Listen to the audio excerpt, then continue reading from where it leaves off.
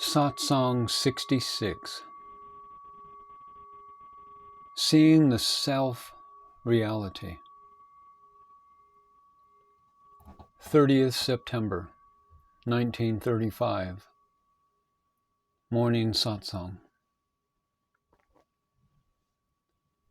What is it that is called the self-reality? That which is not perceived is reality. That which knows all things is Brahman, absolute pure consciousness. That which functions with the help of intellect is the individual consciousness, the jiva, who understands through intellect only. Brahman is indestructible. Truth is its reality. On that, all other things appear. The realized one, the jnani, looks upon reality. Whatever is appears on reality, and all that appears disappears. Its nature is to disappear. The jnani's existence is not an appearance. It does not appear, and therefore it does not deteriorate. It will not diminish. This is understood by one's own intuition. No effort is necessary to understand this. Reality, your true nature, or swarupa, is natural, unbreakable, and indestructible. The entire universe appears on that which is called Brahman.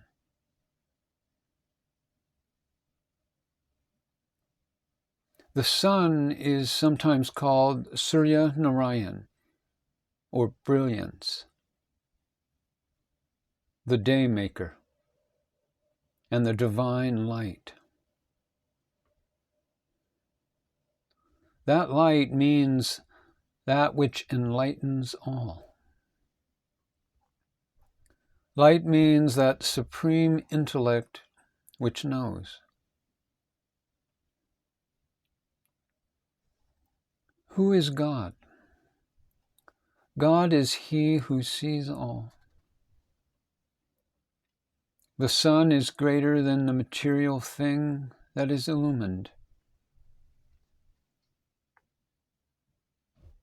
But because our human eye knows and sees the sun, the eye is greater than the sun, and the mind knows the eye. Who knows the mind? The intellect knows the mind, but the self, Atman, knows the intellect and is not known by anybody. Atman is self-luminous. The human eye does not know itself. The sun does not know itself. The self is the Atman that knows others and knows itself. That is why a person who is asleep wakes up by himself. Otherwise, who is going to awaken him? the self is always awake. There is no necessity of another to awaken Atman, which is the self-luminous God, which lends divinity to God and brilliance to the sun. The self is the one who properly places everyone in his right place and gets the work done and is not illuminated by any other. Everything is illuminated or perceived only by the self.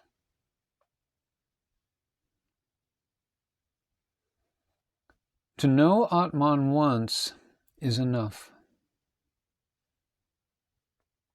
It is not possible for the human eye to know itself. One who thinks that the apparent is real insults the Supreme Self. And one who so insults Param Atman becomes miserable as he thinks that what is apparent and fleeting is God. He thinks that Param Atman is the darkness of ignorance and becomes a devotee of and worships all that appears to the senses.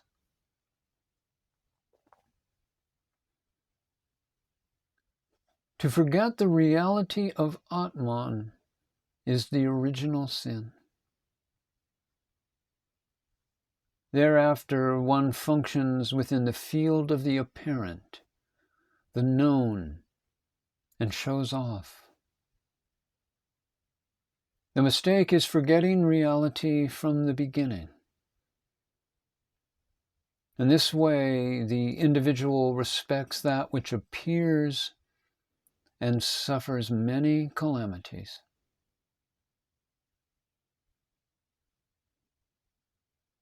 The self is as it is, always brilliant. It is on Atman that all appearances are recognized, and on that they are perceived. The self is always existing, always there, beyond all appearances, the controller of all objects that appear. That which is seen are objects. And being objects by nature means that they are perishable.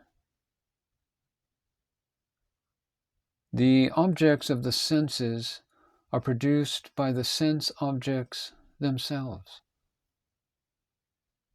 This is the mischievous nature of these objects. One who accepts them as real becomes miserable. If you persist in following the objects of the senses, you will surely be miserable because you will only see that which is seen.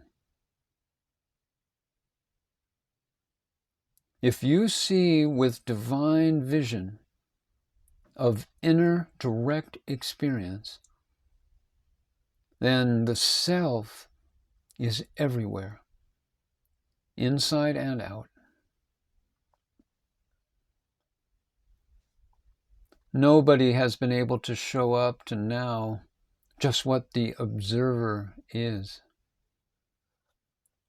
Just as the sky or space is in each and every thing, Atman is also all-pervading, permeating everything.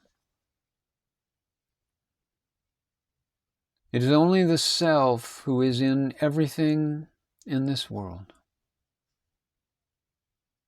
All differences are due to ego. See what a strange thing has happened.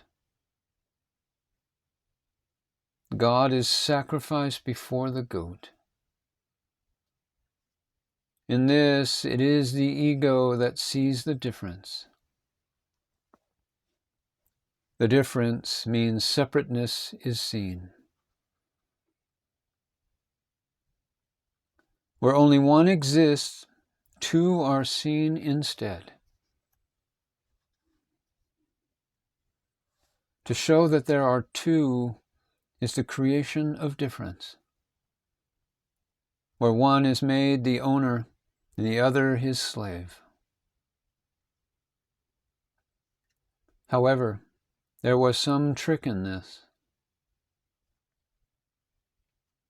Atman, by whose power experience takes place, the totality of the universe is experienced, and which is the essence of the experience of this cosmos, was made the slave, while the ego is actually not existing.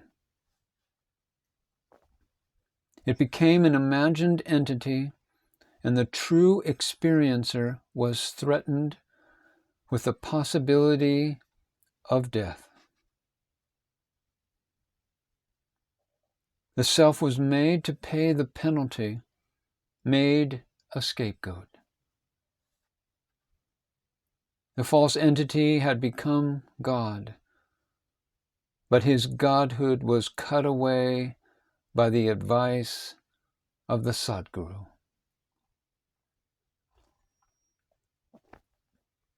This God was sacrificed before the goat. That is, duality was dispelled. And the true God, Atman, was restored to his godhood as the self-existent one. This was the wonder scene.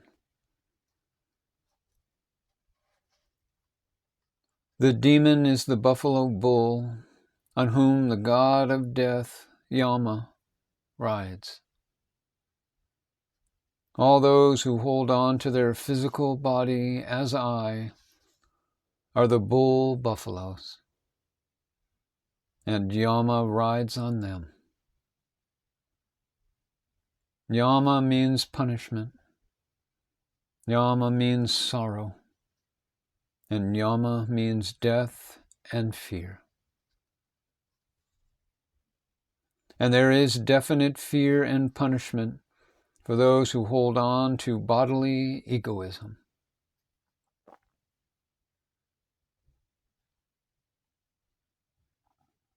This false entity can even say, I am God, I am Brahman,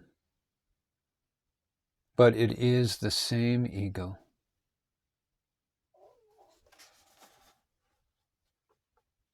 The ego, the sense of I, undergoes change of outer form. This energy is the desire to enjoy.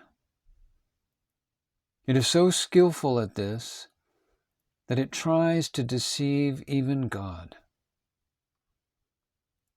This egoic movement changes its form, its quality, very swiftly and very skillfully, but does not deviate from its desire, its lust to enjoy.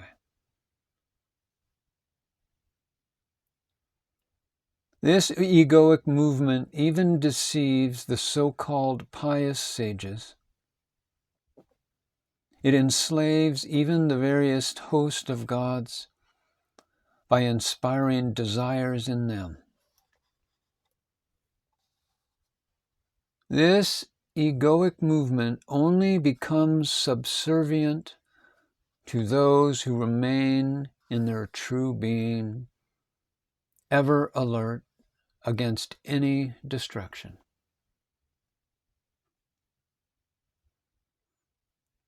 This cannot be understood except by minute, subtle observation. while the urge or energy of the ego is based on concept and imagination, while reality has no aim before it. Imagination cannot measure the immensity of reality.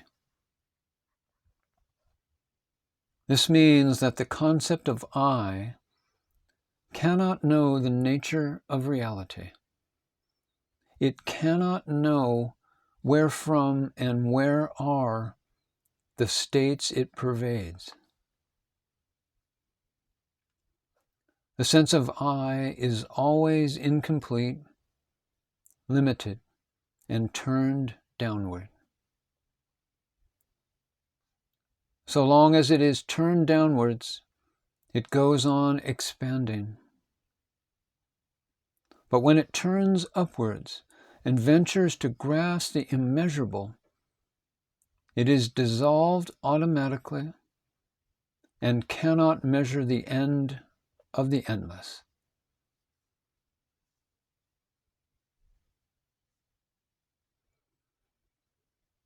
The 4 stages of speech, para, pashanti, madhyama, and vaikari, are all destroyed in reality. Who could speak there? Who could tell anything there? If it is spoken about, then it is not reality. To say that I am Brahman is not being Brahman. Brahman is as it is, without words or talking. It is, but it does not speak, which means that Brahman exists before the utterance of any speech. It is prior to any experience that takes shape, which means that the absolute pure consciousness is there before awareness of the experiencing of the body, and persists even in the awareness of the body.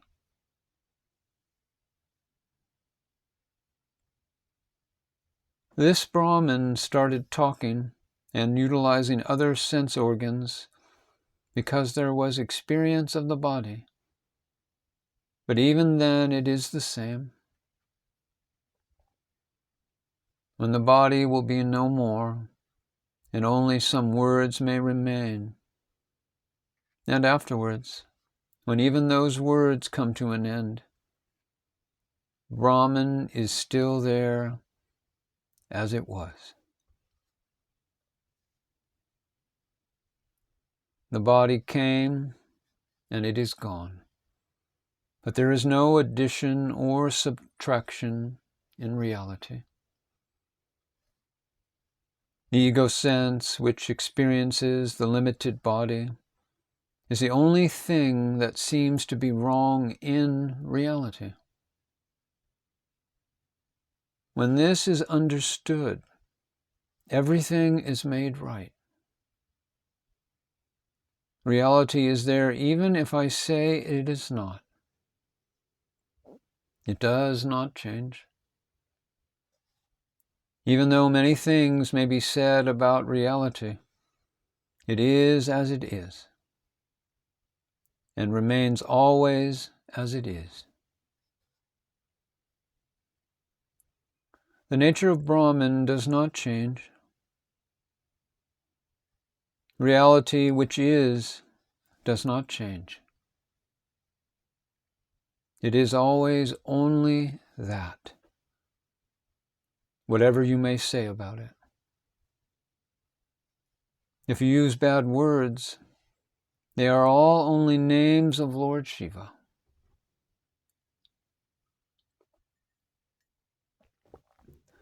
Peerless, without an equal, without a second, means only one. Brahman is that which is spread out evenly everywhere.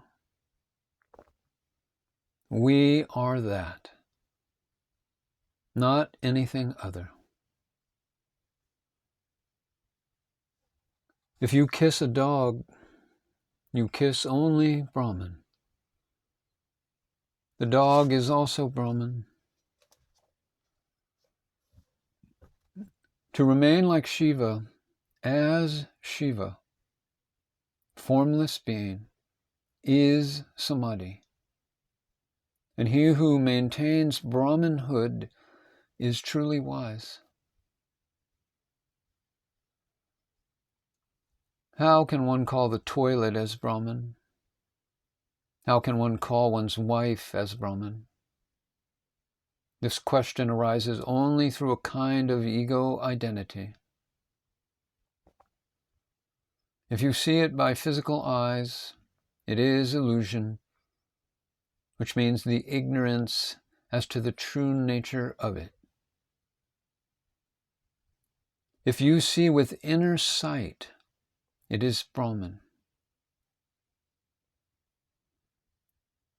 To pluck tulsi leaves, the sacred basil plant, is considered a sin. But to offer tulsi leaves is auspicious. Whatever the scriptures may say, to the truly wise it has no meaning. In short, one who does not know oneself misses the mark. The self is, naturally, as it is. The quality of being the self is not the possession of the self.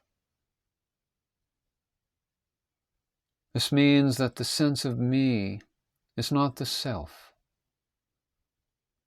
The sense of this and I as separate things is not correct.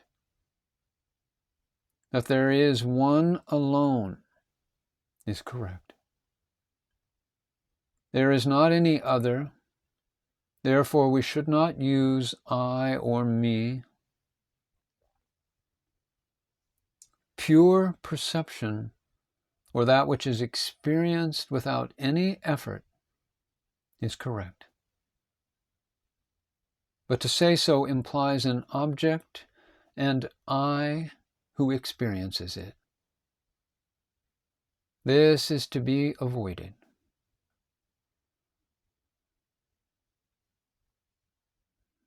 Seeing that the self alone is the sign of detachment.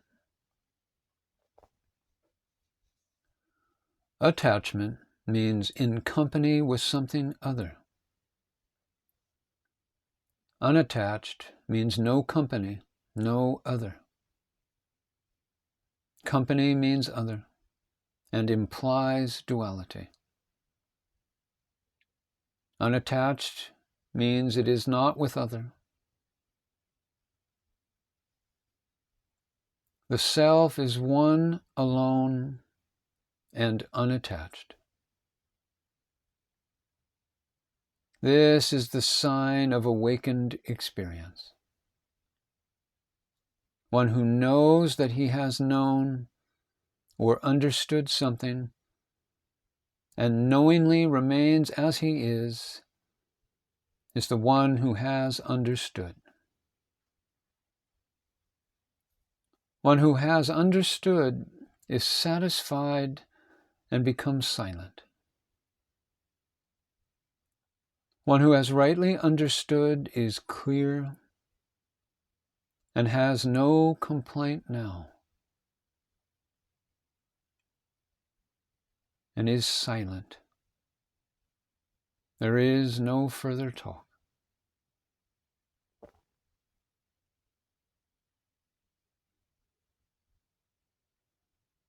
When we have no complaint, what is the necessity to speak? He who has a complaint will surely talk. One whose complaint is gone remains quiet.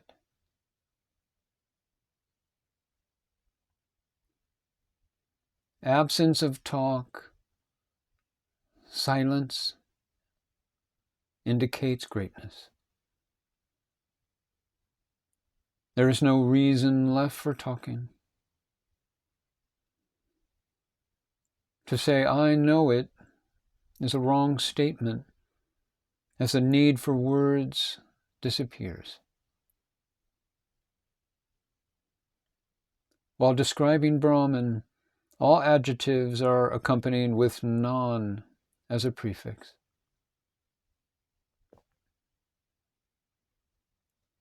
The tongue of one who speaks is said to be split. It is obvious that no talk is possible with a tongue that is split. This saying is used to indicate that it is not really possible to utter any word to describe what is complete. It is said, the tongue of the holy serpent on whom Lord Vishnu is reclining was split, because reality cannot be described. Words cannot express reality. The tongue remains useless. The Vedas have stopped trying to describe it by simply saying, neti, neti. Not this, not this. The word Shruti or Veda means knowledge which is accepted after hearing. After listening, one decided this is so and accepted it as true. But this is not the knowledge born out of direct experience. A logical conclusion is not self-knowledge or direct realization. That knowledge which the Vedas postulate is believed to be so, and it is conjectured that it may be so. But to simply trust in this concept is not self-knowledge.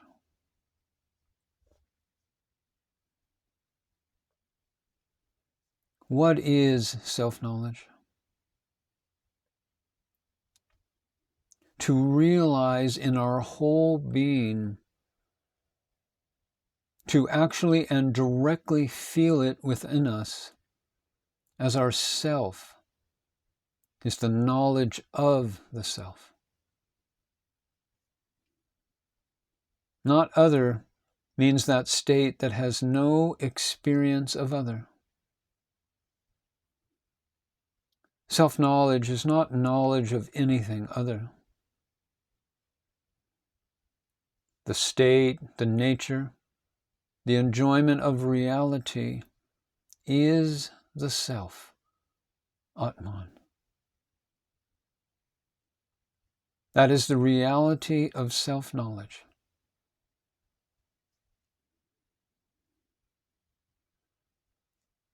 Samartha Ramdas said, I am false. Everything called mine is false. I have no place, no status.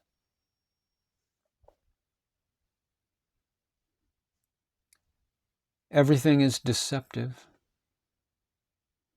Manifestation, prakriti, speaks, and that is deceptive. The formless Purusha is also deceptive. Prakriti and Purusha are artificial. They are futile and not real. Even their names are false.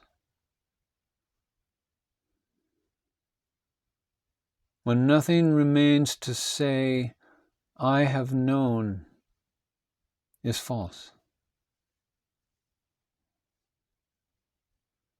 You may be knowing, there is nothing wrong in it, but do not say, I am now having nothing remaining, because then I is still a remnant.